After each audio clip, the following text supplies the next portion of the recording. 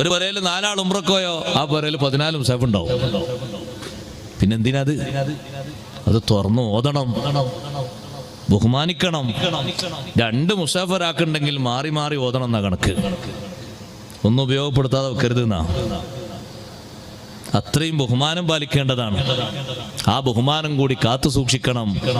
അത് അള്ളാഹുവിനോടുള്ള ബഹുമാനത്തിന്റെ ഭാഗമാണ്, അള്ളാഹുവിന്റെ കലാമിനെ ബഹുമാനിക്കുന്നത്.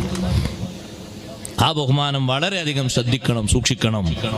4 ജുസ് കുട്ടികൾ ഓതുന്ന 2 ജുസ് ഒക്കെ ആണെങ്കിലും ബെയിൻഡ് ചെയ്ത് ചട്ട വെച്ച് ബഹുമാനത്തോടെ കാത്തു സൂക്ഷിക്കണം. പിന്നെ ഓതാൻ ഉപയോഗപ്പെടുത്താൻ അത് വളരെ എളുപ്പമാണ്. ആ സമയത്ത് ഉപയോഗപ്പെടുത്താൻ പറ്റും. ബഹുമാനിക്കേണ്ടതുപോലെ പരിശുദ്ധ ഖുർആനെ ബഹുമാനിച്ചാൽ വലിയ സ്ഥാനമാനം സഹോദരങ്ങളെ കിട്ടും. മഹാന്മാരൊക്കെ ഖുർആനെ ബഹുമാനിച്ച് കണ്ടില്ലേ നിങ്ങൾ? അറേബ്യയിലെ അറിയപ്പെട്ട കവിയാണ് ലബീദ് എന്ന് പറയുന്നത്.